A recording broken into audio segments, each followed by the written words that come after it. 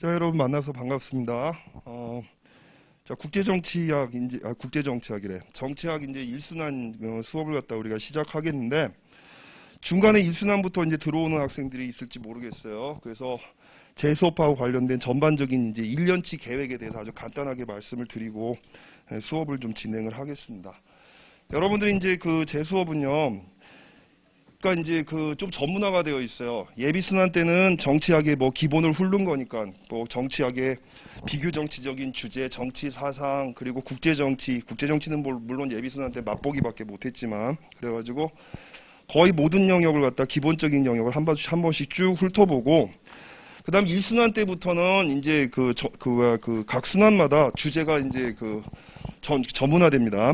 1순환 때는 우리가 다룰 주제가 정치 사상하고 국제 정치학이에요. 정치 사상은 출제 빈도가 그다지 높지 않잖아. 그래도 알아놔야 되는 게, 여러분 나중에 우리가 비교 정치 공부할 때는 정치 사상하고 관련된 되게 중요한 내용들이 많습니다. 특히 민주주의라든가 이런 것과 관련돼서 다룰 내용이 많아요. 그래서 뭐 정치 사상에 대한 얘기를 갖다 좀 하긴 할 텐데, 뭐 그렇게 뭐 사상에 대해서 아주 뭐 낱낱이 훑는다 뭐 이럴 여력도 없고 뭐 사실 그럴 필요도 없습니다. 그래서 정치 사상에서 제일 중요한 사람들, 특히 정치 사상과 관련된 제일 중요한 그런 주제 중에 하나가 바로 공화주의와 자유주의의 차이예요. 지금 현대 이제 민주주의를 운영하는 원리 중에서 자유민주주의가 이제는 한계에 도달했다. 개인의 자유를 갖다가 공동체보다 우선시하는 자유민주주의의 전통이 이제는 한계에 도달했다. 사람들이 너무 자기중심적으로 돌아가고, 사람들이 또 자기 이익 중심의 그런 단체들이 생겨나게 되고, 이런 사람들이 정치에 대해서 자신의 이익들을 갖다가 너무 과도하게 내세우면서 참여를 한단 말이지. 또 이런 직물적인 욕구를 갖다 가지고 있는 시민들을 갖다 선동하는 새로운 정치 세력이라든가 이런 것들이 나타나게 되면서 민주주의가 제대로 정착되는 것이 아니라 오히려 권위주의로 역행을 하고 있다라고 하는 그런 문제의식 같은 것들이 굉장히 많이 강하게 작용하고 있단 말이야. 그래서 지금 여러분 몇 년 동안에 이제 비교정치 시험 문제 나온 것 중에서 민주주의와 관련된 주제가 나오는데, 시민의 정치 참여, 특히 이 시민의 정치 참여를 갖다 뒷받침하는 시민사회라든가 그다음에 SNS라든가 이런 것들의 문제점을 갖다가 이제 지적하는 그런 문제가 이런 맥락에서 나오게 되는 겁니다. 그래서 정치 사상에서도 결국 이제 중요한 주제를 갖다 우리가 테마를 갖다 좀 고정시켜 갖고 볼 거예요. 특히 우리가 자세하게 볼 거는 시민들의 정치 참여를 갖다 강조하는 공화주의의 전통이 있어. 특히 모든 시민들의 정치 참여를 갖다가 제대로 보장하기 위해서 올바른 시민들을 어떻게 양성할 것인가, 특히 시민들을 육성하는 데 있어서 국가의 역할은 무엇인가, 여기에 대해서 초점을 맞추는 공화주의라고 불리는 사상적인 주류가 있습니다. 최근에 그래서 시민민주주의, 직접민주주의를 갖다가 이렇게 주장하시는 분들이 많이 수용을 하고 있는 게 공화주의의 원리예요. 대의민주주의와 자유민주주의를 극복하기 위해서는 공화주의라고 하는 사상에 입각해서 시민들의 정치 참여를 보장하는 그런 제도라든가, 그쵸? 사회 구조라든가 개혁이 필요하다. 그래서 공화주의가 지금 다시 부활하고 있단 말이야. 대표적인 사람이 누구? 마이클 샌델의 정의란 무엇인가라는 책이 바로 그 주제를 담은 책입니다. 아시겠죠?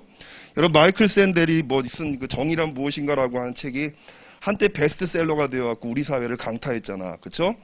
마이클 샌델이 사람들한테 제안하는 방법은 바로 자유민주주의가 이제 이런 위기에 직면을 해서, 그럼 우리가 뭘 대안으로 삼느냐? 공화주의로 돌아가자. 근데 우리가 나중에 얘기를 하겠습니다만, 공화주의 안에도 두 개의 조류가 있단 말이지. 아테네 공화주의가 있고, 그 다음 로마 공화주의가 있어요. 아테네 공화주의는 아리스토텔레스가 한테 후예라고 얘기할 수가 있는 거고, 로마 공화주의는 마키아벨리의 전통을 따는 공화주의입니다. 두 개가 차이가 커요. 그래가지고 근데 그 두 가지 중에서 마이클 샌델이 얘기하는 것은 아테네 공화주의로 돌아가자, 아리스토텔레스로 돌아가자라고 하는 걸 주장하는 거란 말이지. 이게 어떤 맥락에서 나온다고? 자유주의의 한계라고 하는 것을 지적을 하면서 공화주의로 한번 새로운 그런 이제 정치 이념이라든가 정치의 원리를 공화주의적으로 다시 구성을 해보자. 그래서 우리가 공화주의 사상을 공부를 해야 될 필요가 있습니다. 그래서 쭉 이제 그런 생각에서 공화주의와 자유주의를 갖다 우리가 쫙 이제 그 구분을 갖다 하는 그런 포커스를 갖다 가지고 정치 사상을 볼 거예요. 그래서 자유주의 사상을 정립했던 사상가들, 공화주의 사상을 정립했던 사상가들, 이런 사람들을 갖다 쭉 뽑아서 학습을 하고, 그리고 이 사람들의 논리를 갖다 한번 쭉 비교를 하겠습니다.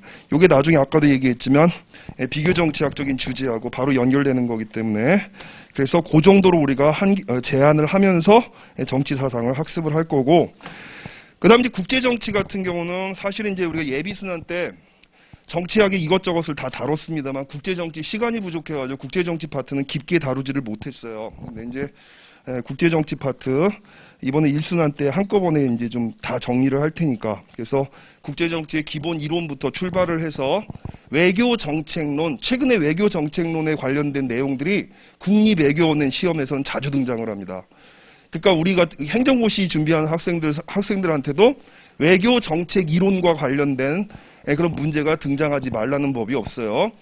옛날에 나왔던 무슨 관료정치 모델이라든가 그레암 앨리슨의 모델이라든가, 아니면 요즘 최근 이제 그 한 두 번 연타로 갖고 나왔던 그 외교원 시험에 2번 정도로 갖다 계속 나왔던 양면 게임 모델이라든가, 자 이런 것들 같은 경우는 언제든지 여러분들 이제 그 우리 정치학 그 시험 문제도 나올 수가 있는 거니까, 그래서 외교 정책론도 한번 우리가 볼 거고요. 그다음 또 여러분 최근에 또 이제 트렌드가 뭐냐면 인간 안보, 포괄 안보라고 하는 새로운 안보 개념에 대해서 물어보는 문제가 몇 번 나왔어. 최근에 어려운 이제 얘기가 아닌데 학생들이 이제 좀 낯선 개념이라 이제 어렵게 생각하는 것 같아요. 그래서 안보 개념이 이제 맨 마지막 파트, 국제 정치의 맨 마지막 파트는 우리가 21세기 정치의 새로운 변화들 여기에 포커스를 맞춰가지고, 그래서 이제 인간 안보, 포괄 안보, 그리고 또 새로운 지정학적인 문제, 핵을 둘러싼 전략의 변화, 이런 것들을 갖다 주제별로 해가지고 다양하게 좀 다뤄볼 겁니다. 그리고 여러분들이 이제 오늘 이제 수업 들어오시면서 이 보조 교재를 갖다 받으셨을 텐데요. 그 정치학 수업이 1순환 수업이 좀 늘어났어요. 우리가 옛날에 16번, 18번 하던 수업에서 지금 이번에 20회로 늘어나가지고 잘 됐다 싶어가지고 그동안 국제 정치 경제 쪽을 갖다 안 다뤘는데 국제 정치 경제에 관련된 파트를 여기다 집어넣고, 그다음 또 이제 최근에 이제 국제 정치학 문제에 많이 나왔던, 국제 정치뿐만이 아니라 정치학이라든가 입법고시에 많이 나왔던 어떤 동맹에 대한 얘기라든가 뭐 이런 것들을 갖다 여기다 논문을 갖다 요약을 해서 집어넣었기 때문에, 그래서 올해는 좀 바뀌었죠. 그러니까 국제 정치 경제까지 포함을 해서 1순환 수업을 하도록 하겠습니다. 자, 뭐 간단하게 지금 시간도 별로 없으니까 이 정도로 이제 수업 얘기를 하고, 2순환 얘기를 해야지. 그래서 지금 1순환에서는요, 정치 사상하고 국제 정치학이 이제 우리가 이제 주로 학습할 내용이고, 2순환 때는 비교 정치와 관련된 주제만 다 모아서 학습을 합니다. 2순환은 비교 정치 수업이에요. 그러니까 뭐 비교 정치라고 그러면은 전부 뭐 비교 정치 방법부터 시작을 해가지고, 그다음 또 뭡니까? 여러분들이 이제 민주주의에 대한 이론들, 민주주의에 대한 논쟁, 시험 문제 뭐 단골로 나오는 거잖아. 최근에 들어서 민주주의 연구의 트렌드가 바뀌고 있다라고 하는 거, 학생들이 대비하기가 상당히 어려울 거예요. 아까 수업 시작하기 전에 먼저 와 있던 학생들하고 좀 논의를 했었었는데, 과거에는 민주적 이행, 민주주의 공고화, 이게 중요한 그런 주제였다면, 최근에는 뭐냐면 민주화로 넘어가는 과정에서 민주화가 달성이 되지 못하고 좌절되는 그런 문제들이 자주 벌어지고 있단 말이야. 신권위주의 또는 경쟁적 무슨 뭐 권위주의라고 부르는 새로운 그런 이제 독재의 트렌드가 지금 형성이 되고 있고, 실제로 보면 국제 민주주의 지수가 지난 10년 동안 크게 후퇴를 하고 있단 말이야. 전 세계 나라들이 민주주의를 향해 나가는 게 아니라 독재를 향해서 후퇴를 하게 되는 이런 경향이 나타나고 있는데, 이게 지금 직접 민주주의의 원리라고 얘기할 수 있는 그런 이제 그 시민들의 적극적인 정치 참여의 논리하고, 이거를 갖다 정치적으로 악용을 하는 정치 위정자들, 어떤 정치인들, 이런 사람들이 결합을 갖다 하게 되면서 상당히 왜곡된 건전하지 못한 포퓰리즘으로 나타나고 있단 말이지. 이런 것들이 SNS라든가 시민단체의 활동이라든가 이런 데 영향을 미치고 있으면서, 그런 이제 사회적 배경을 갖다 중심으로 해서 권력을 장악한 이런 세력들이 직접 민주주의 또는 우리가 이제 국민이 선출한 대표다, 선출기관이다라고 하는 이름을 내세우면서 대의제적인 기구들을 하나씩 둘씩 접수를 하고 망가뜨려 간단 말이에요. 그 중에 특히 뭐냐면 사법 권력을 접수하는 것부터 시작을 합니다. 여기에 대한 연구들이 비교 정치에서 많이 나오고 있거든. 그래가지고 거기에 대한 얘기도 이제 이제 우리가 좀 새롭게 좀 집어넣어서 수업을 해야 되는 그런 부분이고 이순환 때. 그리고 민주주의에 대한 얘기들, 이론들 자세히 한번 살펴볼 거고, 새로운 트렌드도 이렇게 공부를 좀 할 거고, 그 다음 또 이제 그다음 민주주의를 갖다 구현하기 위한 제도적인 것들을 봐야죠. 권력 구조, 시험 문제 자주 나오는 대통령제냐, 내각제냐, 이런 것도 좀 봐야 되고, 그 다음 또 이제 의회의 구성, 정당에 대한 이론들, 그리고 정당의 실제 작동하는 방법, 문제점들, 쟁점들, 그리고 또 뭡니까, 선거에 관련된 여러 가지 논의들, 이런 것들이 이제 우리가 쭉 살펴봐야 되고, 최근에 또 이제 우리나라에서 이슈로 지금 부각되는 게 비규정치와 관련된 부분이 정치의 사법화 현상입니다. 그러니까 의회에서 말이야, 자기들이 이제 민주적인 정당성을 갖다 가지고 국민들이 선출한 기관으로서 의회에서 자기들이 처리해야 될 그런 문제들을 스스로 처리하지 못하고 사법기관에다가 결정을 갖다 의뢰를 하는 이런 일들이 나타나게 되는데, 이게 민주주의에 도움이 되느냐 아니면 민주주의를 저해하고 있느냐라고 하는 논쟁이 있어요. 이거를 갖다 지난 몇 년부터 좀 이렇게 다른 비교정치학 교재에는 그런 내용이 별로 없는데 상당히 중요한 주제다 그래갖고 집어넣어서 계속 학습을 해왔는데, 올해는 지금 이제 미디어라든가 이런 데서도 정치의 사법화 문제에 대해서 본격적으로 문제 제기가 일어나고 있는 그런 시점이거든요. 여러분 보면 아시다시피 그냥 고소고발이 너무 난무하잖아, 정치인들이. 그래서 지금 정치의 사법화 문제, 이것도 상당히 중요한 쟁점입니다. 이순환 때 이제 그런 것도 좀 다룰 거고요. 그거 끝난 다음에는 이제 뭡니까, 이제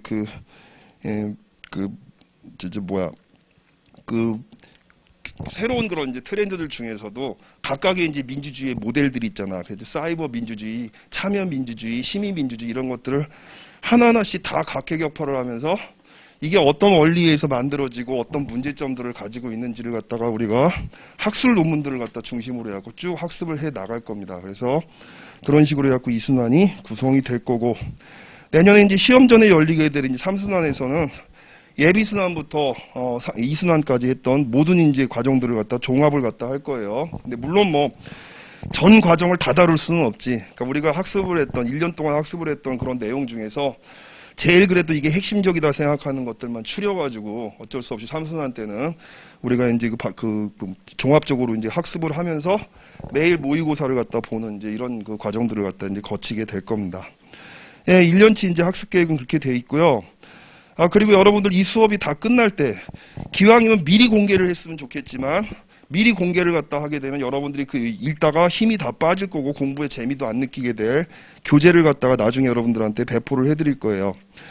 일단 기본적으로 1순환 수업이 다 끝난 다음에 여름방학 때 제가 이제 이번 올해부터 따로 만들어서 했던 이제 국제정치학 특강이 있어요.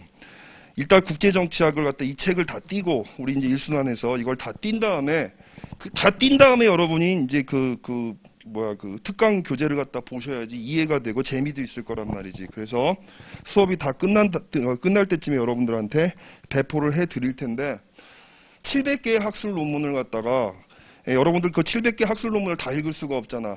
핵심만 뽑아가지고 여러분한테 필요한 부분만 뽑아가지고 정리를 했어요, 내가. 그래가지고 지난 여름에 15번에 걸쳐갖고 학생들하고 그 논문 700개를 읽고, 그 다음 또 그 중에서 기출문제, 한 5년치 기출문제에 해당되는 그런 이제 문제들에 해당되는 논문들을 갖다 뽑아가지고 또 학습을 했습니다. 전부 다 합해갖고, 700개가 아니라 70개였지. 70개 정도 논문을 갖다 읽었고, 그 다음 또 비교정치도 이제 그런 식으로 여름방학 때 특강을 만들었는데, 최근에 또 이제 정치학 방법론에 관련된 시험 문제가 나오잖아요. 그래서 방법론까지 포함을 해가지고 아까 여러분한테 말씀드렸던 비교정치학의 새로운 트렌드, 여기에 포커스를 맞춰가지고 또 기출문제하고 연관시켜서 수업 자료를 만들었으니까, 혹시 여러분들이 이제 지금 얘기한 특강을 갖다가 직접 수업을 갖다가 이제 듣기 어려우신 분들 같은 경우는 교재만 일단 여기가 여러분한테 배포를 해드릴 테니까 교재만 가지고 학습을 하셔도 도움이 많이 되지 않을까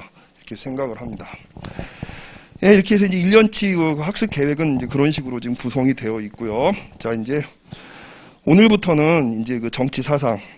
자, 1순환은 우리가 이제 정치 사상하고 국제 정치를 다룬다 그랬는데, 제일 먼저 정치 사상부터 학습을 해 보도록 하겠습니다. 자, 보시면 이제 교재 1페이지 보시면 정치 사상의 흐름과 쟁점 이렇게 돼 있죠. 3페이지부터 한번 봐주세요. 고대 정치 사상. 자, 여러분들 정치 사상 시험 문제가 옛날에는 말이야, 진짜 황당하게 맹자의 정치 사상을 써보세요, 이런 게 나온 적도 있었어.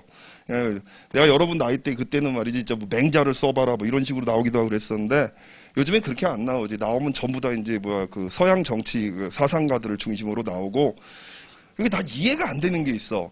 우리나라에서 이제 최근에 이제 출제됐던 정치 사상가들 중에 홉스가 제일 많이 출제됐죠. 토마스 홉스가. 근데 토마스 홉스가 중요한 사람이긴 한데, 왜 토마스 홉스가 우리나라에서 시험 문제로 단골로 나오는지는 잘 모르겠어. 아마 이제 토마스 홉스가 여러분들 비교 정치 이론, 또 정치 경제 이론 중에서 합리적 선택 이론이라고 하는 이론에 매우 깊은 연관성을 가지고 있는 학자예요. 최근에 이제 정치학이라든가 사회과학이 합리적 선택 이론 중심으로 많이 가다 보니까 그래갖고 홉스에 대한 관심들이 나오는 게 아닌가 이런 생각이 듭니다. 어쨌든 간에 토마스 홉스가 좀 자주 나왔고, 그다음 마키아벨리가 또 이제 몇 번 나온 적이 있어요. 그래서 예, 언제 어떤 사상가가 나올지 모르니까 공부를 갖다 좀 잘 해놔야 되겠죠. 그래서 예, 출제 빈도는 높지 않습니다만, 아까도 얘기했지만 나중에 이제 우리가 비교 정치학 공부를 할 때 이 사상가들에 대한 논의들이 상당히 중요하기 때문에 여러분들이 아마 이런 질문 갖고 있는 학생들이 있을지도 모르겠어. 아니 그럼 비교 정치하고 관련이 깊으면 이거 비교 정치하고 정치 사상하고 묶으시면 어땠을까요? 그랬으면 좋지. 근데 문제가 뭐냐면은 주어진 시간이 안 돼요. 이순환 때는 되게 짧아. 되게 짧기 때문에 정치 사상하고 비교 정치를 묶을 수가 없어요. 그래가지고 어쩔 수 없이 지금 이런 식으로 구성이 되어 있는 겁니다. 나중에 여러분들이 요거하고 비교 정치를 갖다가 같이 묶어서 학습을 하시면 훨씬 더 효과적일 겁니다. 자, 고대 정치 사상부터 보겠습니다. 자, 여기서 그러면 지금 나오지만은 주로 출제가 서양 정치 사상을 중심으로 이제 출제가 되는데, 자, 서양 정치 사상의 핵심이 뭐냐? 두 가지를 꼭 기억을 하십시오. 합리주의와 그다음 총체성입니다. 이 두 가지를 꼭 기억을 해주세요. 자, 서양 철학을 갖다 구성하는 가장 기본적인 핵심 원리는 이 두 가지로 우리가 얘기를 할 수가 있습니다. 자, 합리주의라고 하는 것은 여러분들 이성에 부합한다. 합리라고 하는 건 이성에 부합한다. 이성에 따른다라고 하는 얘기잖아. 여러분들이 공부를 하면서 수도 없이 합리적 행위자, 합리적 선택 이런 얘기를 갖다가 많이 들었음에도 불구하고 이성이 뭔가, 합리는 이성에 부합한다는 거, 이성에 따른다는 거잖아. 근데 이성이 뭔가에 대해서 여러분이 모르고 있는 학생들이 제법 많아. 내가 귀국해서 학교에서 학생들 가르치면서 느꼈던 황당함이 바로 그거였어. 이성이라고 하는 것에 대한 진지한 성창들을 안 하더라고. 이성이라고 하는 거, 리즌이라고 하는 것은요, 리즌, 요거는 말이야 두 가지 측면을 얘기할 수 있습니다. 이성은 일단 능력이야, 능력. 이성은 능력입니다, 능력. 자, 근데 능력은 능력인데 어떤 능력이냐? 첫 번째는 뭐냐면 무엇이 올바르고 무엇이 그릇된 것인가를 갖다 판단할 줄 아는 능력을 얘기합니다. 선과 악을 구분할 줄 아는 능력. 이거를 갖다 우리가 이성이라고 불러요. 이런 이성을 많은 학자들은 윤리적 이성이라고 부르기도 하고 성찰적 이성이라고 부르는 사람도 있고, 가치 판단을 갖다 내린다는 점에서 비판 이성이라고 부르는 이런 사람도 있단 말이지. 다 같은 것을 지칭하는 겁니다. 옳고 그름을 판단할 줄 아는 그 이성적인 능력을 갖다 얘기를 할 때 윤리적 이성, 도덕적 이성, 비판적 이성, 성찰 이성 다 같은 것을 얘기를 하는 거예요. 아시겠죠? 다음에 두 번째는 그 한마디로 이성은 윤리적인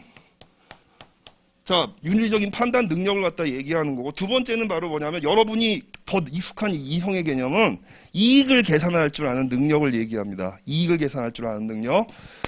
자, 무엇이 나한테 더 이익이 되고 무엇이 나한테 불이익인가 이거를 명확하게 판단할 줄 아는 능력. 이걸 갖다 우리가 이성이라고 얘기하는데, 이런 이성을 도구적 이성이라고 부르는 거예요. 예.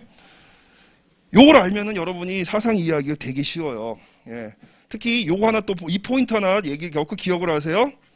서양 철학에서 말이야, 우리가 흔히 말하는 근대 이전, 전근대 시대, 근대를 갖다 가르는 기준이 뭐야? 우리가 르네상스 시대부터를 갖다 근대 시대라고 얘기하잖아요. 서양에서는 빠른 나라는 11세기, 늦은 나라는 19세기까지, 독일 같은 나라는 르네상스가 19세기에 시작됩니다. 그래가지고 굉장히 이제 시간대가 다양하게 분포가 되어 있는데, 예, 그 르네상스 이후의 시기를 우리가 근대 시기라고 얘기하고 그 이전을 갖다가 전 근대 시대라고 얘기를 한다면, 르네상스 이전의 서양의 철학은 윤리적 이성을 중심으로 전개가 됩니다. 정의란 무엇인가? 그렇죠? 정치가 추구해야 되는 정당성은 무엇인가? 통치자는 어떤 선택이라든가 통치를 갖다 했을 때 윤리에 부합하는가? 이게 여러분 전 근대 시대까지의 정치에 대한 정치 사상의 핵심적인 주제들이었어. 이게. 그랬는데 근대 시대로 들어가면서 르네상스 이후부터 도구적 이성이 점점 윤리적 이성을 압도하기 시작합니다. 그 기점에 서 있는 사람이 누구? 니콜로 마키아벨리야. 아시겠죠? 정치에서 윤리적인 것들을 배제하고 정치를 철저하게 권력을 획득하는 기술, 이걸로 이제 환원시켜 버리게 되는 그 기점에 있던 중요한 사상가가 바로 니콜로 마키아벨리였단 말이에요. 르네상스의 대표적인 학자였죠. 그 이후에 중요한 정치 사상은 계속 도구적 이성을 갖다 중심으로 전개가 돼. 특히 도구적 이성을 갖다 중심으로 한 정치 이론의 가장 최정점을 갖다 이루게 되는 게 바로 뭐다? 자유주의 정치 사상이야. 국가는 바로 개인의 이익의 극대화를 갖다 보장하기 위해서 존재한다. 그렇죠? 사회는 이익을 추구하는 개개인들로 구성되어 있고, 국가라고 하는 것은 바로 국민의 생명과 재산을 보호한다는 거 아니야. 생명과 재산보다 더 중요한 이익이 어디 있어요. 그렇죠? 국가, 공동체, 조직 이런 것들을 전부 다 그런 식으로 도구주의적 관점. 더 구체적으로 얘기하면 바로 멤버들, 그 사회를 갖다 구성하는 개개인들의 이익에 부합하기 위한 하나의 수단, 이런 식으로 간주하는 그런 세계관이 사실상 자유주의의 세계관이란 말이지. 국가는 괜히 그래서 개인의 영역이라든가 사적인 영역에 개입을 갖다 해서 감나라 배나라 이렇게 해서는 안 된다. 예, 사적인 영역의 사람들은 최대한의 자유를 갖다가 누려야 되고, 이 사람들의 권리가 침해받았을 때만 국가가 들어가서 문제를 해결한다라고 하는 소극적 국가론, 이거를 갖다 주장하는 것이 바로 자유주의 정치 사상이란 말이야. 다음에 그럼 얘는 죽었느냐? 윤리적 이성을 갖다 강조하는 애들은 죽었느냐? 아니요. 안 죽었습니다. 얘네들은 특히 최근 들어서는 말이야, 공화주의라고 하는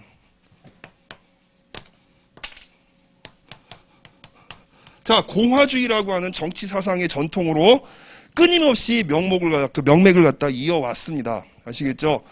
오랫동안 그래갖고 이 공화주의가 후퇴하고 있었습니다만, 근대 이후에는, 근대 이후의 공화주의는 또 어때? 자유주의의 원리를 대폭 흡수를 하는 그런 공화주의가 전개가 되는데, 그게 바로 마키아벨리 이후의 공화주의란 말이야.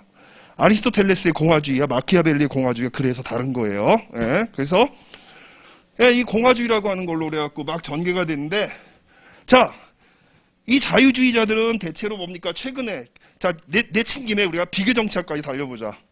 이 자유주의자들은 주로 대의민주주의,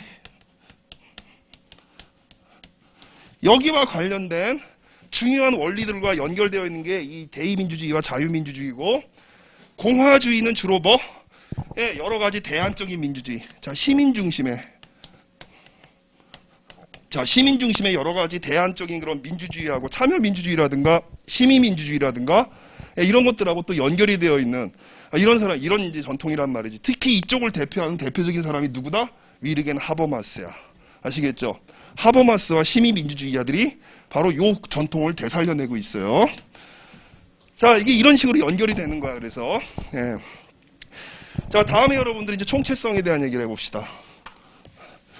자, 그러니까 여러분들 지금 우리가 공부하게 되는 고대 정치 사상에서는 주로 합리주의의 테마가 뭘로 나타나겠어? 대체로 보면 윤리적인 삶, 그쵸? 인간을 갖다 윤리적으로 만드는 방법, 정치가 윤리에 기여하는, 어떻게 기여할 수 있을 것인가, 주로 이런 것들을 중심으로 논의가 되겠죠. 자, 다음에 이제 총체성. 총체성에 대한 개념은 유명한 김성현의 정의가 있습니다. 난 나보다 더 총체성에 대해서 정의를 제대로 내린 사람 없다고 생각해. 잘났어 정말이죠. 자, 총체성이란 필기 한번 해보세요. 흩어져 있는 개체들을 일정한 기준, 괄호 열고 표준이란 말로 써도 좋아요. 기준 또는 표준에 의해 체계적으로 종합하려는 성향. 흩어져 있는 개체들을 일정한 기준, 그러니까 표준에 의해 체계적으로 종합하려는 성향. 이걸 총체성이라고 부릅니다. 자, 그러니까 눈앞에 전개되는 어떤 현상이라든가 이런 것들을 있는 그대로 보질 않아요. 서양에서는. 무슨 소리? A, B, C, D 낱개가 쫙 이제 펼쳐져 있으면 얘들을 갖다가 공통적으로 규정을 갖다 하는, 그러니까 눈앞에 보이는 것들은 다 무질서하게 흩어져 있는 것이 아니라 얘들 사이에는 보편적으로 작용하는 배열의 원리가 작동하고 있다. 그 원리를 규명하는 것을 학문의 목표로 삼습니다. 이게 총체적인 사고예요. 그러니까 예를 한번 들어볼까? 내가 지난주에도 학교 수업하면서 들었던 사례인데 이거 지워버립시다.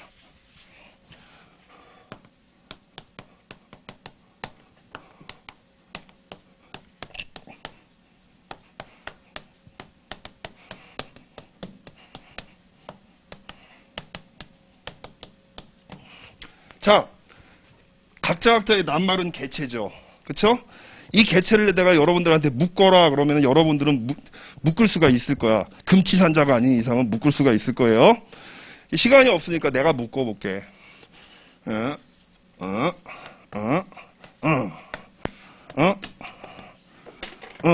대체로 아마 이렇게들 묶을 거란 말이야. 자, 봐봐. 묶을 때는 그냥 개체를 뿌렸는데 우리가 얘를 묶었잖아. 일정한 관계를 갖다 설정을 하고 있다는 얘기지. 그런 것들을 우리가 총체적인 사고라고 얘기하는 거야. 아시겠죠? 다른 말로 바꾸면 뭐다? 구조적 사고입니다, 이게. 이게 구조예요. 흩어져 있는 개체들을 배열하는 원리. 여기에는 어떤 기준이 작동한 거야? 얘들은 학교라고 하는 보편적인 잣대를 갖다 가지고 우리가 집합을 만들어 보는 거고, 그쵸? 이거는 지역이라고 하는 걸 갖다 중심으로 해서 우리가 묶는 거 아니에요, 그쵸? 이거를 갖다 만약에 프랑스 애들한테 딱 던져주고, 아니 여러분들한테 얘기를 해보자.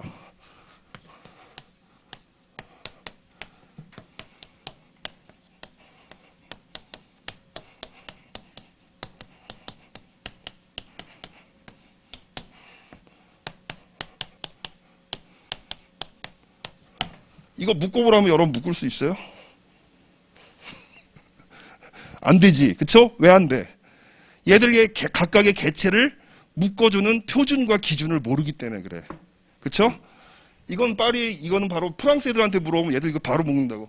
이건 일반 대학, 위니베어시 때. 이거는 그랑제골, 특수학교구나.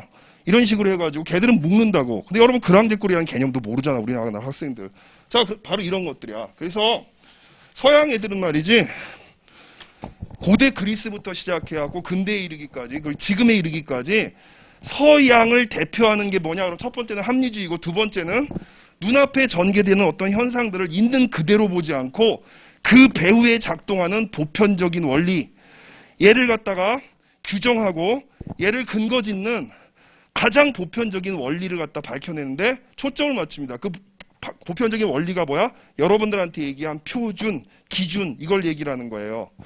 그 표준과 기준이 어느 하나에만 예외적으로 작동하는 것이 아니라 비슷한 것들과 다른 것들을 갖다 가르는 되게 중요한 기준이 된다라고 보는 거란 말이지. 그래서 그 보편적인 것들을 갖다 탐구하려고 하는 이런 이제 그 속성들이 서양 철학의 핵심이라고 이야기를 할 수가 있어요. 근데 특히 이제 총체성과 관련된 얘기들은 말이에요. 근대 시대로 넘어가면서 더욱더 격렬하게 나타납니다. 총체성을 갖다 지향하는 이런 태도들은. 왜? 과학의 발달 때문에 그래. 그쵸? 과학과 기술이 발달을 하면서 우리가 전혀 관계가 없었을 것이다라고 생각하는 것들이 관련이 있다라고 하는 것들이 입증이 되기 시작한단 말이야. 그러면서 이 과학에 입각한 여러 가지 표준과 기준들이 만들어지게 됩니다. 당장에 여러분 공공정책 할 때도 어떤 식으로 할 거야? 여러분들이 나중에 이제 민원이 들어왔어. 여러분이 이제 그 사무관이 됐을 텐데, 뭐 김사무관, 자 우리 동네에 댐 좀 만들어라 했는데 왜 이렇게 안 만들어줘? 딱 얘기를 한단 말이지. 이때 뭐를 해야 돼? 이 댐이 건설이 정당한 것인가 정당하지 않은 것인가, 여기에 대해 결정을 갖다 내릴 때 과학적인 합리성에 의해서 정당화를 할 수밖에 없어요. 여러 가지 전문가들을 불러다가 예비 타당성 조사 같은 것부터 시작을 하죠. 수질 오염이라든가 이런 거 다 보죠. 이런 식으로 해갖고 과학적인 표준과 기준과 표준적인 이게 그 전문적인 지식들, 표준화된 지식들 여기에 맞춰가지고 개체의 정당성과 그릇됨을 갖다 판단하게 됩니다. 그렇죠? 이런 것들이 우리가 총체적인 사고라고 얘기할 수가 있어요. 동양 철학이라든가 아니 동양 철학뿐만이 아니라 비서구 사회에는 이런 총체성과 합리적인 사고가 서양처럼 존재하지 않든가 아니면 다른 방향으로 이렇게 전개되는 이런 특징들을 갖고 있는 사회가 굉장히 많습니다. 예를 들어가지고 여담입니다만 제 친구 중에 하나가 이제 프랑스 친구 하나가 내가 석사과정 때였는데 되게 흥미롭지만 쓰기 어려운 논문 주제를 잡아갖고 논문을 쓰려고 했어. 걔가 쓰려고 했던 게 동양의학하고 서양의학을 갖다 비교를 해서 두 개의 인식론적 차이를 갖다 밝혀내겠다. 그래갖고 잘해봐라 그랬는데 걔 구도는 이래. 상당히 설득력이 있어. 동양 사람은 한의학은 어때요, 여러분들? 사람이 아프잖아. 사람이 아프면 인명은 제처냐. 그러니까 인간의 힘으로써 이제 그 주어져 있는 보편적 질서를 넘을 수가 없어. 우리는 그 질서에 따라가려고 해. 그쵸? 근데 서양 애들은 그 보편적 질서를 우리가 이해할 수가 있으면 개체의 삶을 이롭게 할 수 있다. 이익을 가져올 수 있다. 이런 생각을 한다고. 그래가지고 아픈 사람이 딱 이렇게 있으면 동양 사람들은 맨 처음에 자연, 하늘이 내려준 자연에서 얻을 수 있는 거를 다 채집을 해가지고 정성스럽게 다려서 먹이죠. 안 나. 하늘에다가 막 기도를 하죠. 안 돼. 그 다음부터 어떻게 돼? 체념의 단계야. 결별을 갖다 하는 단계야. 의로서 인간은 최선을 다하고 의로울 의자로. 하지만 어때? 결과는 도의 영역이란 말이야.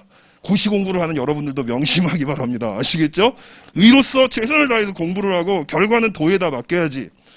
도가 여러분들을 갖다가 배반할 때 쿨하게 돌아설 줄도 아는 이런 이제 미덕을 갖고 있어야 되는 거 아니야. 그렇죠? 이게 동양의 미학이야. 체념할 줄 아는 미학. 근데 서양 애들은 이놈들 건방져가지고 말이지 안 그래. 이 병의 근원, 그쵸? 이 병을 갖다 가져오는 보편적인 이유가 있을 것이다. 그 이유가 해결되면은 각각의 개개인들의 삶이 아까 얘기한 이익을 향해서 나아가게 될 것이다. 이런 식으로 이제 생각을 갖다 하면서 극복하려고 한다고. 총체성에 대한 탐구에 대한 열망들이 나타나게 돼. 특히 근대 시대가 되면서 과학이 발달하게 되면서 그래서 이제 그 여러 가지 이제 그 우리가 알지 못했던 우리 눈앞에 보이지 전에 진행되고 있는 그런 현상들의 배후에 놓여 있는 보편적인 원칙 같은 것들의 탐구가 가능해지게 됩니다. 그렇게 되면서 근대 시대로 넘어가게 되면서 이 총체성에 입각한 서양의 이제 그 철학이 급격하게 이제 발달하게 되는 그런 이제 중요한 변화를 갖다가 겪게 됩니다. 근대와 고대의 가장 중요한 차이점은 그래서 이제 정리를 해보면, 고대 시대에는 일단 그 합리주의에 있어서 윤리적 이성을 갖다 강조하는 전통이 강했다라고 하는 점. 두 번째는 총체성을 갖다 지향하지만 이 총체성을 갖다가 과학적으로 정당화할 수 있는 수단은 상당히 제한되어 있었다는 점. 거기에 비하고 근대 시대에는 일단 그 합리주의에 있어서 도구적 이성이라고 하는 것이 보다 강조되는 이런 특징이 나타났다는 점. 그 다음에는 뭐냐면은 이제 그 총체성을 구현하는 데 있어서 그 기술의 발달, 과학의 발달로 인해 가지고 총체성을 지향하는 사고가 훨씬 더 과거에 비해서 강해졌다라고 하는 점. 요 정도를 갖다 이제 중요한 변화로 여러분들이 놓을 수가 있습니다. 이런 지금 얘기한 이 두 가지 키워드를 중심으로 해서 역사의 변화가 일어나게 되고 과학의 혁신이 일어나게 되고 특히 중요한 거 바로 총체성과 합리성을 구현하는 주체로서 근대 국민국가가 베스트팔렌 조약 이후에 성립되게 되는 거예요. 그 얘기는 저 뒤쪽 거 갖고 나중에 우리가 자세하게 할 기회가 있을 겁니다. 자, 일단 고대 정치 사상부터 이제 들어갈게요. 자, 고대의 역사와 사상. 이건 여러분들이 쭉 참고로 해주시기 바랍니다. 이거 갖다 여러분들이 다 암기하려고 하지 마시고 일단 대체로 어떤 특징이 있었나. 자, 우리가 고대 시대라고 얘기를 하면 주로 그리스 철학의 시대를 갖다 이야기를 갖다 하는 거고, 그러니까 아테네의 철학을 얘기하는 거예요. 자, 아테네 고대 철학의 역사와 사상. 이것도 또 보면 시기가 초창기하고 후기로 나뉘어지게 됩니다. 초창기는 여기 나오죠. 아테네 시대 이전. 아테네 시대라고 하는 건 여러분이 아는 사람들, 테스형, 소크라테스 형하고 그다음에 아리스토텔레스, 플라톤 이런 사람들의 활약이 두드러졌던 시기를 얘기하는 건데 그 이전의 시기와 그 이후의 시기로 나뉜다는 얘기야. 자, 그래서 이제 소크라테스 이전에 초창기 고대 철학은 이오니아라고 하는 섬을 중심으로 전개가 됐습니다. 당시 이제 그리스 사회는 어땠느냐? 상업과 기술이 발달을 하고 있었고 상품의 생산과 유통, 토지 귀족과 상품의 생산과 유통이 활발했고 그 토지 귀족과 상업 귀족들 간의 갈등이 심하게 벌어졌습니다. 이게 무슨 소리야? 어떤 사람은 공동체를 갖다 끌고 갈 때 농업을 중심으로 끌고 가야 된다 주장하는 사람이 있을 거 아니에요. 어떤 사람은 아니다 상업을 중심으로 끌고 가야 된다. 벌써 여기서부터 이익을 중심으로 한 갈등들이 등장을 하고 있었습니다. 그리고 도시국가들 간의 통상으로 역동적이고 풍부한 시민들의 생활이 이루어졌어요. 자, 이런 상황 속에서 전통이나 실리에 사로잡히지 않고, 자, 전통과 실리 여기다 밑줄 쫙 치시고, 전통이라고 하는 것은 객관적인 걸 얘기를 합니다. 그러니까 뭐냐면은, 그러니까 전통이라고 하는 것은 이런 위에다 조그맣게 필기 뭐라고 하냐면 입증되지 않은 그 객관적 담론들, 입증되지 않은 객관적 담론들. 그러니까 예를 들어 갖고 엄마 나는 왜 밥을 갖다가 오른손으로 먹어야 돼? 마! 뭘 물어봐 임마. 당연한 거지. 이런 식으로 하는 거. 이건 합리적인 태도가 아니야. 합리적인 건 뭐야? 이게 왜 나한테 오른손으로 먹는 게 왜 이익이 되고 왜 오른손으로 먹는 것이 선한 것인가에 대한 근거를 대줘야지 합리적인 거야. 그러니까 얘들은 그냥 막 입 닥치고 밥 먹어 임마 이런 말을 갖다 수용할 수가 없는 애들이야. 서양 애들은. 그러니까 따지잖아. 그렇게 되면 따지면 당연히 이제 우리가 보기엔 이 건방진 자식이 이렇게 돼버리는 거라고 이게. 자, 그래서 전통이나 실리에 사로잡히지 않고 사물을 자기 봐봐 객관적으로 관찰하고 현실에서 경험하는 것들로부터 보편적 원리를 이끌어내려고 하는 게 이 총체적 사고죠. 보편적 원리를 이끌어내고 개괄하는 이성적이고 이론적인 사고가 발달을 했습니다. 자, 그러다 보니까 어때? 시민들의 자유로운 생활에 대한 억압이나 구속에 대해서 비판적이고 해방적인 의식들이 발달을 했습니다. 이건 무슨 얘기야? 내가 생각하는 올바른 게 있고 내가 생각하는 윤리적인 게 있을 거 아니에요. 나한테 이익이 되는 거 있을 거 아니야. 그거를 공동체의 이름으로, 그쵸? 또는 어떤 신의 이름으로 억압을 갖다 하는 행위를 용납하지 못한단 말이지. 그러니까 거기에 대해서 굉장히 비판적인 그런 의식들이 발달을 해왔다는 거예요. 시민들 간의 이익 충돌을 대화와 타협으로 해결하려고 하는 그런 자세가 발달을 하게 됩니다. 이것도 여러분 그냥 넘어가시면 안 되는 게 합리주의 전통에서는 말이야. 폭력은 야만인들이나 하는 행위로 간주를 합니다. 이성적인 인간은 옳고 그름을 판단할 줄 아는 사람이고 이익을 계산할 줄 알기 때문에 그 합리성에 호소를 하면 사람들은 얼마든지 납득을 할 수 있다고 믿어요. 갈등은 대화와 토론을 통해서 얼마든지 해결이 가능하다라고 믿는 그런 이제 그 전통이 그래서 나타나게 되는 겁니다. 그래서 이런 그 시민들 간의 이익의 충돌을 대화와 타협으로 해결하려는 자세와 또 직접 민주주의 정치 등은 토론의 문화를 발전시켰습니다. 그러니까 너는 나보다 이성이 떨어진다. 만약에 사람들이 그런 생각을 하게 되면 이성이 떨어지는 애 말을 안 들으려고 할 거 아니야. 근데 이 시대는 어땠어? 적어도 시민이라고 불리는 사람들, 시민의 권리를 갖다 인정받는 사람들은 어때? 똑같은 이성적인 능력을 가지고 있는 존재다라고 하는 그런 생각 하에서 그럼 뭐야? 대화와 타협과 설득을 통해서 만사를 해결해야 될 거 아니에요. 이게 바로 우리가 알고 있는 직접 민주주의의 바탕이 되었다는 겁니다. 이게. 자, 다음 신과 자연과 인간의 구분을 한번 보겠습니다. 자, 다신교. 그쵸? 고대 그리스 시대는 다신교였어요. 자, 일단 읽고 나서 여러분 이렇게 재미있는 얘기 해줄게요. 신은 자연과 인간의 존재를 근거짓지만 신이 곧 자연이나 인간은 아니었습니다. 자, 읽고 나서 풀어줄게. 신과 자연과 인간이 구분돼서 사고가 됐습니다. 인간은 자연과 인간의 사회 속에 내재된 신의 섭리. 그쵸? 신의 섭리는 다른 말로 얘기하면 뭐야? 이게 총체성의 원리야. 아시겠죠? 만물을 갖다가 일정한 질서로 배열을 하는 그런 원리들. 그리고 즉 당위적 규범과 자연적 규칙에 대해서 질문하고 그 근거지음의 정체를 파악하려고 노력을 했습니다. 아주 아름다운 얘기를 여러분한테 들려줄게. 미톨로지라고 부르는 이제 그 고대 그리스 신화는 어떤 의미를 가지고 있냐면 이게 한마디로 얘기하면 거울입니다. 자, 봐봐요, 여러분들. 합리적인 태도를 갖다 가지고 세상을 바라보다 보면은 모든 것들이 다 설명되는 거 아니죠. 합리적인 태도를 가지고는 당연히 설명이 마땅히 되어야 되는데 설명이 안 되는 영역들이 있어. 아니 갑자기 왜 화산이 폭발했냔 말이야. 그쵸?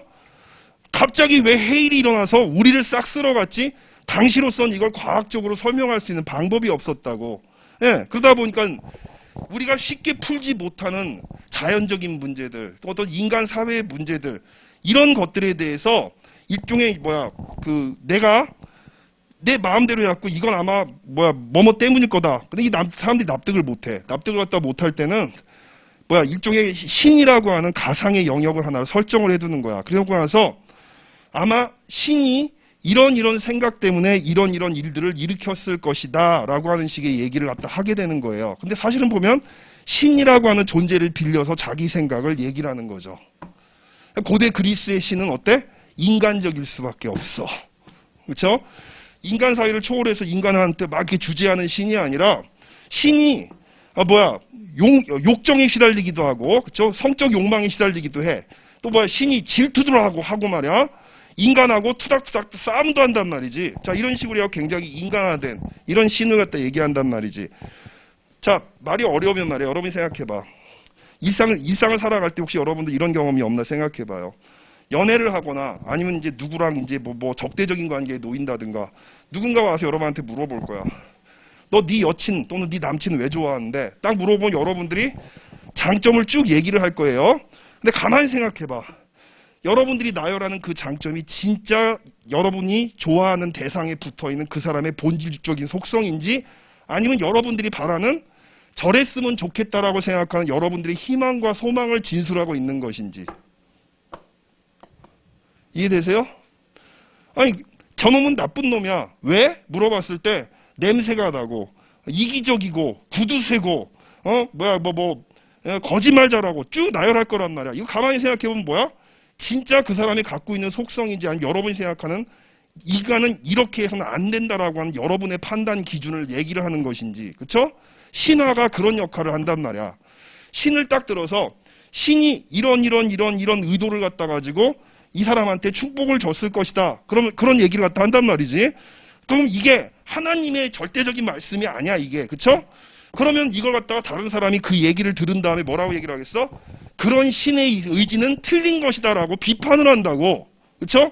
신이라고 하는 일종의 매개물을 놓고서 인간과 인간이 서로의 접점과 갈등을 갖다가 딱 설정을 하는 거란 말이지. 그래갖고 신을 매개로 해서 논쟁을 벌이고 토론을 갖다 하는 이런 식의 사고가 발달을 하게 된 거예요. 예, 그래서 다음 점 가보세요. 자, 그러다 보니까 시족 신화나 신화적 세계관을 있는 그대로 받아들이지를 않죠. 그렇죠? 예, 이건 비합리적인 태도야. 예, 그러니까 신은 인간이야, 인간 한마디로. 그러니까 신의 말씀과 이런 데에 대해서 회의를 하고 진실성을 따지며 자연적인 것의 원리를 탐구하는 그런 태도로 이어지게 됩니다. 여기 원리를 탐구하는 태도 밑줄 치시고요. 밑에다가 인과적 사고, 구조적 사고, 총체성 이렇게 쓰세요. 인과적 사고, 구조적 사고, 총체성. 네, 그러다 보니까 이제 다양한 그런 이제 만물의 보편적 질서, 총체성을 갖다 규정하는 근본 원리에 대한 여러 가지 논의들이 나오게 되는데, 각각의 사람마다 만물의 가장 보편적인 원리가 무엇인가 여기에 대해서 다양한 얘기들이 있었죠. 이건 그냥 넘어갈게요. 누구는 물이 만물의 기초다, 누구는 수가 만물의 기초다, 이런 식이었단 말이지. 자, 4페이지 가셔서. 자, 이랬던 이제 시대가 고대 그리스 철학의 성숙기로 넘어갑니다. 이 시기가 바로 아테네 시기예요. 기원전 5세기 후반부터 4세기까지 이제 이르는 이 시기입니다. 자, 첫 번째 점 옆에다가 인간 중심주의라고 제목을 다세요. 인간 중심주의. 인간 중심주의라고 쓰시고 또 뭐라고 보충 설명을 정리하면 이성의 보유자는 인간. 이성을 갖다 보유하고 있는 건 인간입니다. 자, 이처럼 피시스를 중심으로 한 주로 자연에 대한 탐구를 중심으로 했던 그런 철학의 입장이 자연현상에 대한 관심뿐만 아니라 인식의 문제, 윤리의 문제, 인간사회 문제에 대한 성찰로 지평을 넓혀가는 시기가 철학의 성숙기 시기입니다. 왜 이런 변화가 일어나는지 여러분한테 말씀을 드리면요. 아까 얘기했던 이제 초창기 이제 아테네 철학자들은 만물의 본질을 갖다 이루고 있는 배열의 원리가 뭐냐? 내가 보기엔 물인 것 같아. 내가 보인 건 수인 것 같아. 내가 보기엔 불인 것 같아. 이렇게 되게 자연적인 것 같다 가지고 얘기를 했단 말이야. 그런데 이런 이제 합리적인 그런 탐구의 정신이 인간 사회에 대한 관심으로 넘어가게 된 중요한 배경이 바로 뭐냐면 고대 그리스가 굉장히 불안정한 그런 시대로 접어들게 됩니다. 여러분 그리스에서는 대부분의 생산수단이 뭐였어? 이 시기에 노예제 시대였죠. 노예의 육체 노동하고 토지가 거의 유일한 생산수단이었단 말이야. 그렇죠? 그러다 보니까 노예를 갖다가 많이 축적하다 보니까 대부분의 많은 폴리스에서 노예의 숫자가 자유민을 압도하는 폴리스가 압도적으로 많아지게 돼. 끊임없이 어때? 반란의 위협에 직면하게 되죠. 그리고 또 어때요? 영토와 노예를 차지하기 위한 폴리스 간의 전쟁이라든가 갈등이 끊임없이 벌어져. 그러니까 어때요? 민주주의라고 하는 것이 후퇴를 하기 시작합니다. 이 시기에는. 그러다 보니까 참주라고 하는 인간을 갖다가 백성들을 갖다 혹세 무민해 갖고 정권을 잡은 다음에 폭정을 갖다 행하는 이런 통치자들이 곳곳에서 나타났단 말이지. 우리가 고대 그리스 민주주의는 아고라에서 사람들이 모여가지고 무슨 직접 민주주의를 구현했다. 그 시기가 아까 얘기했던 그 시기인데, 그쵸? 초창기 시기인데 그 시기가 사실상 역사적으로 굉장히 짧았습니다. 대부분의 시기는 뭐야? 참주 정치와, 그쵸?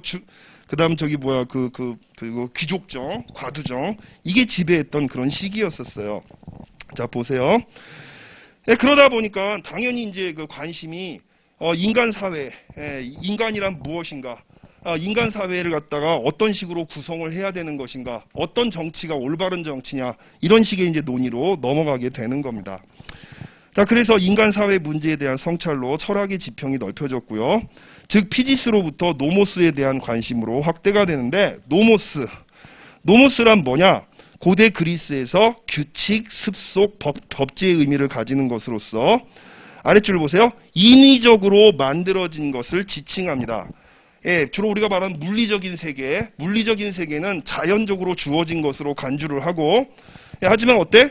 인간 사회에서 만들어지는 법, 관습 이런 것들은 뭡니까? 인위적으로 우리들의 어떤 필요와 목적에 의해서 우리들이 갖고 있는 어떤 목적과 필요에 의해서 만들어지는 것 이런 식으로 이제 간주를 하게 되는 거죠. 자, 그러다 보니까 노모스는 피시스라고 하는 물리적인 세계는 좀 본질적이고 보편적인 것이라고 얘기를 한다면 이 노모스라고 불리는 것은 자주 변하고, 그렇죠? 상대적인 성격을 갖다 가지고 있는 것으로 우리가 이제 생각을 하게 됩니다. 자, 밑에 나오는 이 점, 두 번째 점 옆에다가 상대주의의 등장 이렇게 쓰세요. 상대주의의 등장. 자, 그러다 보니까 인간 사회는 지속되는 것이 없고 결국은 자꾸 변한다. 보편적인 질서를 인간 사회에서 얘기하기가 어렵다라고 하는 아주 당돌한 생각을 가지고 있는 일군의 지식인들이 등장을 하게 되는데 얘들을 우리가 누구라고 그런다? 소피스트라고 부르는 일군의 학자들이 등장을 하게 돼요.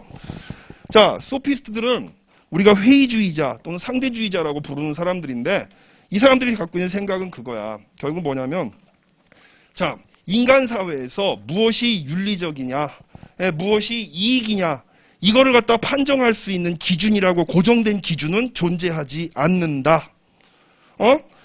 왜? 결국은 이 사람들이 생각하기에는 중요한 건 현실적인 것이고, 그쵸? 현실에서, 옳고 그름, 그러니까 우리가 얘기한 무엇이 이성적인가, 무엇이 합리적인 것인가, 여기에 대한 기준은 인간 사회에서 결정될 수밖에 없다라고 하는 게 이 사람들의 생각이란 말이지. 그럼 인간 사회에서 우리가 원하는 것들이 다 구현되느냐? 그건 아니죠. 결국 뭡니까? 힘이 있는 사람이 정의를 내리는 것이 윤리가 될 것이고 뭡니까? 이익에 부합하는 것이 된다라고 하는 이런 식의 생각이 돼버린단 말이야. 이걸 우리가 뭐라고 해? 현실주의적 세계관이라고도 부릅니다. 아시겠죠? 인간 사회를 규정짓는 어떤 보편적인 원리 같은 것들은 존재하지 않는다. 또는 존재한다고 해도 우리는 죽었다 깨어나도 그것이 뭔지 알 수가 없다. 중요한 건 뭐? 현실에서 무엇이 옳고 그름을 가져가고 그른 것인가, 무엇이 합리적인 것인가를 갖다 결정하는 현실의 권력이 무엇보다도 중요하다라고 보는 이런 식의 시각들. 이거 갖다 우리가 상대주의라고 부릅니다. 여러분 밑에 조그맣게 내친님의 필기 메모 좀 해놓으세요. 이 상대주의를 현대에 이어받은 애들이 누구야? 나중에 국제정치학에서 얘기하게 될 포스트 모더니스트들과 구성주의자들입니다.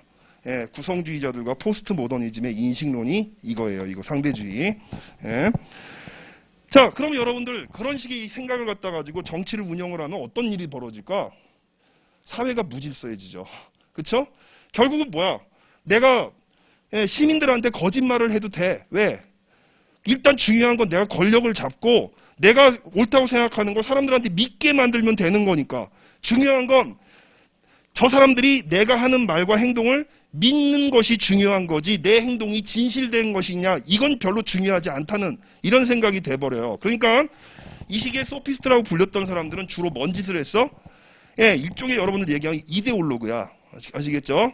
그러니까 자기가 지지하는 어떤 유명한 무슨 전도가 양양한 그런 이제 정치적인 그런 이제 미래가 보이는 젊은이들한테 가가지고 걔들을 갖다가 논쟁이라든가 이런 것들에서 이길 수 있는 그런 기술을 갖다가 전수하는 그러니까 윤리를 가리키고 도덕을 가리키는 사람이 아니었어요. 이 사람들은 대체로 보면 어떻게 교묘한 말빨로 말이야 남을 갖다 이기고 권력을 장악할 것인가 이런 기술들을 갖다 가리키는 일종의 책사들이었단 말이지. 자 그러다 보니까 사회 질서가 부패하고 예. 그러니까 그 대중들을 갖다가 선동을 해가지고 권력을 갖다 잡고 나중에 그 대중들의 등을 쳐먹는 예, 플라톤이 말하는 데마고그 그러니까 선동 정치가들 이런 애들이 난무하는 그런 시대가 돼버렸단 말이지. 자 이때 바로 짱 하고 나타난 사람이 있었어. 바로 누구? 테스 형께서 나타나신 거야. 테스 형이 쫙 나타나셔가지고 이런 이제 아테네의 몰락을 상당히 개탄해하면서 이 문제를 해결하는 방법을 제시합니다. 나우나 선생께서 소크라테스를 모르니까 지금 이때 와갖고 테스 형 세상이 왜 그래 하고 울부짖는단 말이지. 테스 형이 얘기를 했어요. 세상이 왜 이런지. 바로 뭐 상대주의의 난무 때문에 세상이 이 모양 요 꼬라지라고 얘기를 하는 거란 말이지. 즉 뭐 사람들이 모두가 지키고 따라가야 될 질서, 기준, 표준 이런 것들을 갖다가 믿지 않고 따르려고 하질 않으니까 각자 윤리적인 기준과 이익의 기준을 가지니까 세상이 어지럽고 혼란해지죠. 이게 지금 현재 현대 민주주의도 그런 문제점이 자주 얘기가 되고 있는 거야. 아시겠죠? 옛날에는 공동체를 묶어주는 보편적인 규범이 있었는데 자유주의가 지배를 하고 수세기가 지나가고 특히 네오리버럴리즘이라고 하는 것이 또 몇십 년 전부터 정착이 되면서 모든 것들이 다 개체화되고 파편화되고 나의 권리, 나의 이익의 극대화를 주장하는 이런 상황 속에서 질서라고 하는 것들이 붕괴되고 있는 거란 말이죠. 지금 현재. 그 현대 민주주의의 문제점에 대해서 벌써 고대 2500년 전에 고대 그리스 학자들이 그 문제점을 지적을 하고 있었어. 바로 뭐 소크라테스의 문제의식이 바로 그거였습니다. 한마디로 질서를 회복하자. 질서와 윤리를 회복하자. 우리 모두가 따르는 질서. 우리 모두가 믿는 윤리적으로 정당한 것. 이거를 구원해내야 된다는 거지. 어떤 방법으로 구원해낼 수 있을까? 합리성의 기준을 인간 사회에서 결정되는 것으로 계속 우리가 믿고 따른다면 윤리를 구원할 수 있겠어요? 안 되죠. 자, 소크라테스가 만든 방법은 이성의 근원을 인간 사회 바깥에 위치시키는 겁니다. 아시겠죠? 즉, 자, 이 이성적인 것들에 우리 모두가 따라가는 이성적인 것의 근원, 기준, 그러니까 총체성의 그 원리지, 원리. 그 원리가 인간 사회 바깥의 존재. 얘들이 인간이야. 개개인의 인간이야. 얘들은 뭐야? 이 이성이 원하는 계율들을 알고 있단 말이야. 선천적으로 알고 있단 말이지. 즉 뭐 교육을 받지 않아도 문화적인 능력이 없어도 사람을 죽이면 안 된다라고 하는 건 모두가 다 가지고 있는 양심이잖아요. 그렇죠?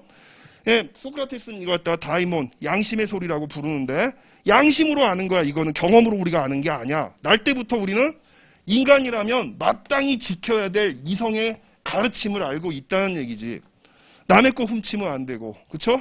사람을 죽이면 안 되고 함부로 전쟁하면 안 된다라고 하는 것들을 알고 있다는 얘기예요. 그럼 봐봐. 각자가 이 이성의 가르침에 따르려고 하면, 양심에 따르려고 하면 사회적으로 질서가 만들어질 거 아닙니까? 나중에 여러분 소크라테스의 이런 설명이 근대 시대로 들어서 뭘로 계승된다? 이 이성이라고 불리는 것의 위치에 자연법이라고 하는 게 들어서게 되는 겁니다. 자연법이라고 하는 게 들어서게 되는 거예요. 시대와 그다음 장소에 불문하고 합리적인 이성을 가지고 있는 인간이라면 누군지요 누구나 다 동의할 수가 있는 예, 보편적인 원리 예, 이런 것들을 우리가 자연법이라고 부르는 거죠. 예. 자, 근대 정치 사상에서 자연법의 개념은 되게 중요한 그 의미를 가지고 있습니다. 예. 자, 소크라테스는 그래갖고 이 이성의 근원 이걸 갖다가 인간 사회 바깥에 위치시키려고 했다. 그래서 우리가 이걸 갖다 뭐라고 한다? 객관적 윤리론이라고도 불러요. 소크라테스 이후의 사상을. 예. 자, 한번 볼게요. 소피스트들 세 번째 점. 소피스트들은 자연주의를 표방하면서도 정치적 출세를 노리는 두 번째 점부터 해야 되겠구나. 두 번째 점, 노예제에 기반한 폴리스들. 특히 아테네에서 지배자들은 민주정치의 후퇴 속에서 자신들의 지배를 정당화하기 위해 상대성과 변동을 핵심으로 하는 노모스, 즉 시대적 변화나 상황의 변동을 이유로 정치체제의 변화를 정당화하는 그런 논리들을 필요로 했습니다. 특히 소피스트들은 자연주의를 표방하면서도 정치적 출세를 노리는 젊은이들의 교육자이자 자문가로서 궁극적이고 불변하는 도덕과 정의의 존재를 부정했습니다. 이런 태도를 상대주의, 회의주의라고 부르고 이게 바로 이제 포스트 모더니즘, 그 구성주의하고도 공유되는 지점이 있다는 얘기예요. 자, 이들은 당시에는 새로운 철학자, 진보주의자로 생각되던 그런 사람들이었습니다. 왜? 당시 시대를 갖다 지배하고 있었던 피지스론에 대해서 반기를 드는 어떤 보편적인 것들을 탐구하는 그런 학문적 자세에 반기를 드는 혁신 세력이었기 때문이고 1990년대 포스트 모더니스트들이 처음 학계에 등장을 했을 때 많은 사람들이 걔들을 진보 세력 이런 식으로 간주했던 것하고 똑같아 분위기가. 예? 자, 이제 소크라테스, 플라톤, 아리스토텔레스. 자, 지금 이제 8시인데 지금 10분 쉬었다 하겠습니다.